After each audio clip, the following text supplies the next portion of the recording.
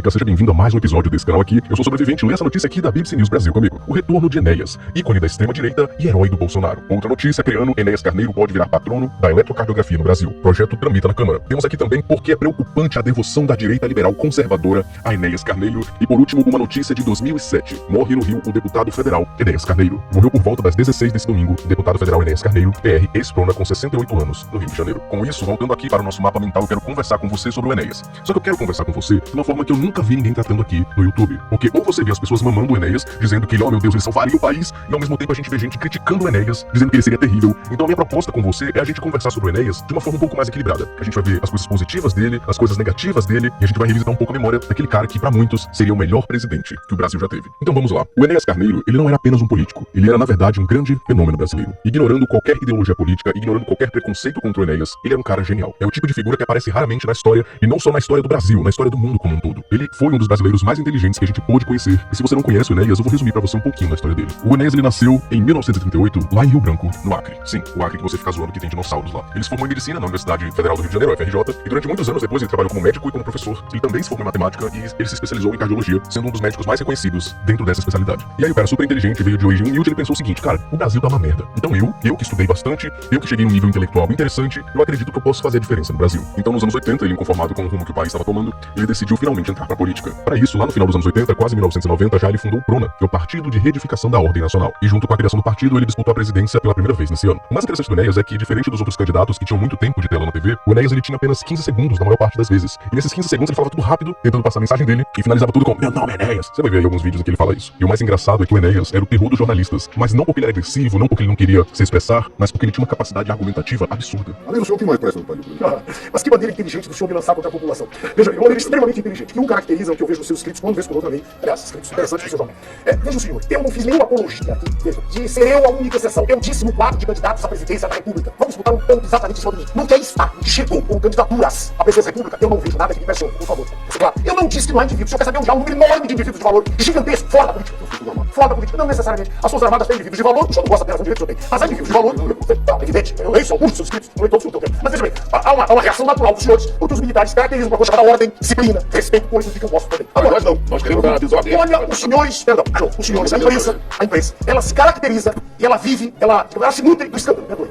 Médicos, colegas meus fazem trabalhos extraordinários no Brasil. Isso não é notícia. Notícia é um estuprador de memórias. Ele vai pra página da revista Veja, vai pra capa da revista Veja. Você falou tanto da revista Veja. Eu citei duas vezes o órgão de maior poder de penetração, não é o órgão. Um dia desse, o senhor ligou pra mim e falei entrevista. Eu falei: não, eu faço entrevista com o senhor com gravador, qualquer órgão. Por quê? Porque eu não acredito, o senhor distorce. Essa matéria o senhor tem na maior coisa que eu não disse aí. Quando ele me perguntou se é verdade, eu disse. Não tem por que mentir. Mas há coisas. E o senhor vai dizer assim: reaja, até que é 6 meses vira a gravação, quando tudo já acabou. O cara sabia colocar jornalista no chinelo. E aí, claro, tem muita gente que encara isso como algo ruim, mas é uma característica dele. Só que diferente do que muitas pessoas pensam, o Enéas ele não foi tão bem nas eleições presidenciais. Ele participou de 3 eleições: a de 1989, a de 1994 e a de 1998. Na de 1989, quem ganhou foi o Collor. Ele venceu no segundo turno contra o Lula, isso com 53,03% dos votos. Já o Enéas, ele ficou em 12º lugar, com apenas 0,62% dos votos. Lembrando, mais uma vez, que o Enéas ele tinha pouco tempo de TV, tá? Então, pra alguém com pouco tempo de TV conseguir 366 mil votos, é muito bom. A gente tem que confessar isso. Mas nem de longe era o suficiente pra ele ganhar a presidência. Já em 1994, quem ganhou foi o FHC. Ele venceu já no primeiro turno, com 54,28% dos votos. E o Enéas ficou em 3º lugar. Ele conseguiu bem mais votos e uma porcentagem aqui de quase 8%. Ele melhorou bastante nessa eleição. Já em 1998, o FHC venceu de novo no primeiro turno com 53% dos votos, e o Enéas ficou em 5º lugar com 1,65%.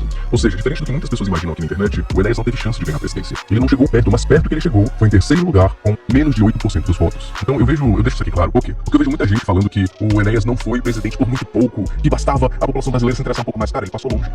Só que ele conseguiu um ótimo resultado nas eleições para deputado federal. Em 2002, por exemplo, ele foi eleito deputado federal por São Paulo, sendo o deputado mais votado do Brasil naquela época. Hoje em dia, se eu não me engano, foi o filho do Bolsonaro que passou dessa merda aí. Em 2006, ele foi reeleito, ele conseguiu novamente ser deputado, só que ele faleceu antes de assumir o mandato. Ele morreu no dia 6 de maio de 2007 por conta de uma leucemia mieloide aguda, que é basicamente câncer no sangue, né, como é leucemia. E aí ele faleceu em 2007, né, só que em 2006 ele foi diagnosticado um ano antes. Ele até fez quimioterapia, mas depois de um tempo ele parou. A doença progrediu rapidamente, provavelmente ele parou pra não sofrer tanto no período final da vida, e aí ele acabou falecendo na casa dele, aos 68 anos de idade. E junto com a morte dele, muita gente que se importava, né, com a história do Enéas, acabou tornando ele uma figura muito reconhecida aqui no Brasil. Mas o Enéas, ele era um gênio mesmo, como as pessoas tentam fazer ele parecer na internet. E sim, sem sombra de dúvidas, o Enéas era um gênio. Ver vídeos antigos dele falando, cara, parece que ele tá falando com o Brasil de hoje ainda. É um sentimento bem incômodo, na verdade. O modelo produtivo do Brasil é extremamente retrógrado.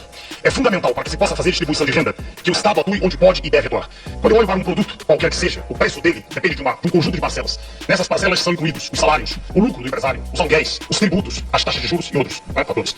O Estado tem o direito e o dever de intervir em dois desses elementos, que são a taxa de juros e a tributação. No Brasil, nós vivemos com esses dois elementos no pico, lá em cima. A tributação é absurda. Quando qualquer pessoa com um quilo de feijão mais da metade do preço, Detalhe, isso aqui corresponde ao Brasil de hoje, né? Essa entrevista, sei lá em que ano foi, mas dá pra ver que isso não mudou no Brasil. A gente continua, cara, com o governo metendo imposto em tudo. no tanto que é superior à metade com as contas de impostos. Por outro lado, as taxas de juros nossas são extorsivas, juros reais. Haja vista o que ocorreu agora na implantação desse plano e ninguém comenta. Não sei se por ignorância ou por alguma razão específica. Quando o plano foi implantado, chamado Plano Real, a taxa de juros foi de 8% ao mês, o que representou um desvio de verba do setor produtivo, de todos os que produzem para especulação, 8% sobre 57 bilhões de dólares, valor da dívida ativa. Isso deu mais de 4 bilhões de dólares no mês.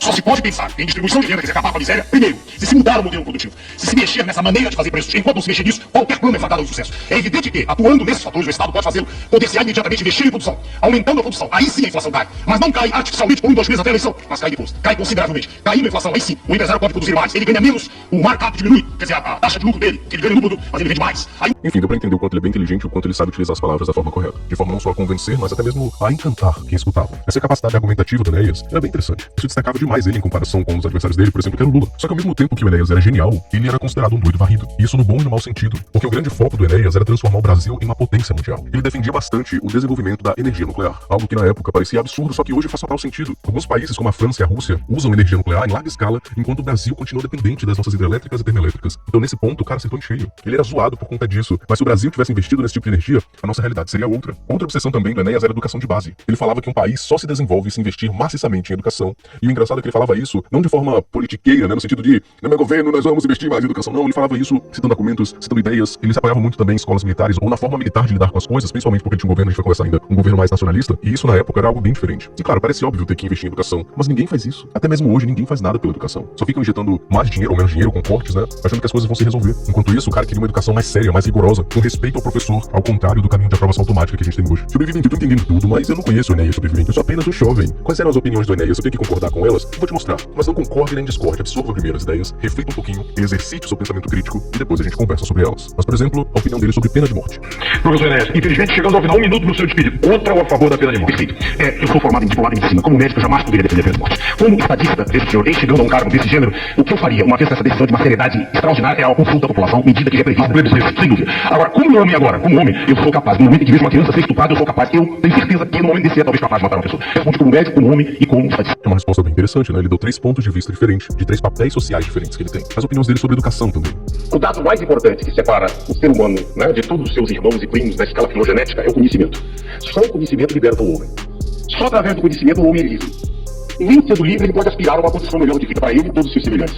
Eu só consigo entender uma sociedade na qual o conhecimento seja a razão de ser precípua que o governo dá para a formação do cidadão. A minha mensagem positiva é de que o homem tem que saber conhecer. Em conhecendo, ele é livre. Obrigado a todos, meus amigos. E meu nome é Enéas. Esse chavão dele de E meu nome é Enéas. Tem outro vídeo aqui também sobre educação. O senhor deve ter muito pouco tempo de lazer, mas nas horas de lazer, o que o senhor faz? O senhor tem algum hobby? Lazer é fazer algo diferente daquilo que se faz. Essa é a minha concepção. Quer dizer, é distrair-se. E distrair-se e afastar-se daquilo que se vem fazendo. Eu gosto de ler. Sabe? Ler. É minha diversão predileta. Sempre foi. Eu realmente vejo o senhor, não há nada de eu ver que dê mais prazer, pra mim mesmo, na minha opinião, do que o ato de saber. Quando eu aprendo algo, eu estou melhor do que antes de ter aprendido aquilo.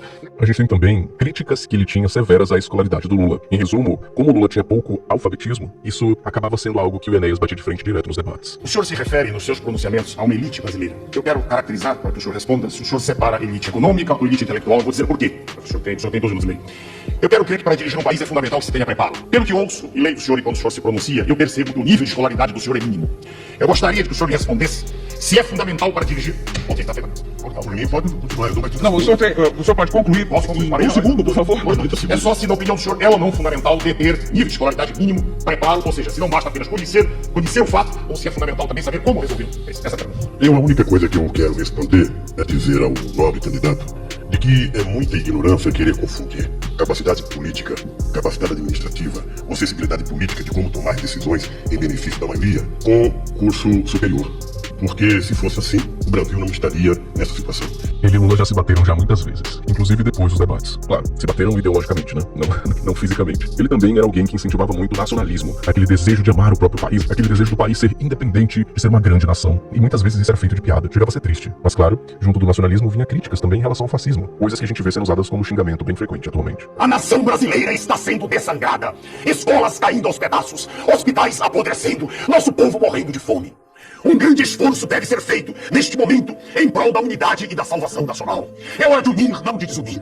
Vamos nos unir todos nós, cidadãos comuns da nossa terra, que estivemos até agora observando a história. Vamos nós mesmos fazer a nossa história. Vamos unir, portanto, rua com rua, bairro com bairro, cidade com cidade, estado com estado, todos falando a mesma língua, a língua de uma grande nação, próspera e rica, que será a maior nação do mundo no século XXI. É preciso mudar toda a concepção política atual, a fim de que se possa revigorar, fortalecer, engrandecer e salvar nossa pátria. Meu nome é Enéas. Ele também tinha críticas severas sobre a política, de forma geral. Hoje vou falar de uma figura gliscroide, repugnante, um político profissional. Ele nunca está fora do poder. Para ele qualquer cargo serve. Se perde uma eleição, será ministro daquele que ganhou. Fora das câmeras, todos se abraçam, rindo do Senhor, que é enganado por eles. Mentem com tanta propriedade e com tanto cinismo que parecem até dizer a verdade. São atores muito bons em um filme de patifaria, onde a miséria é a verdade e a promessa é a mentira. Carreira política é a escola do sorriso falso, da postura hipócrita, das promessas não cumpridas. Hoje deputado, amanhã presidente, volta senador, indo e vindo. Isto é carreira, ao ser eleito, entrou em um sindicato. Na verdade, o sindicato dos políticos não existe de direito, mas existe de fato. É o mais forte sindicato do país. Meu nome é Enéas. E ele também, por ser bem inteligente, por ter uma cabecinha fora do lugar, né, no bom e no mau sentido, algumas pessoas perguntavam bastante a ele sobre questões filosóficas e ficou bem conhecido esse corte dele em relação ao ateísmo. E a Adriana de Ribeirão Preto pergunta se o senhor é ateu. Não. E, primeiro a segunda é... Não mesmo. Peraí, não. Veja bem, eu passei a vida toda estudando. Desde 8 anos de idade, desde 7 ou 6. Eu não consegui encontrar até hoje nada que me convencesse de que não existe um arquiteto do universo. Não consegui. Eu olho para esse universo e eu o vejo de uma complexidade estarrecedora. Nada é simples. Nem uma gota d'água, nem um átomo. É a ignorância brutal do ser humano que faz que acha tudo simples. Tudo é extremamente complexo. E eu me curvo diante de uma vontade suprema. Eu creio em Deus. Já bem claro para ver tudo. Não me pergunte o que é Deus, eu não sou teólogo, eu não sei.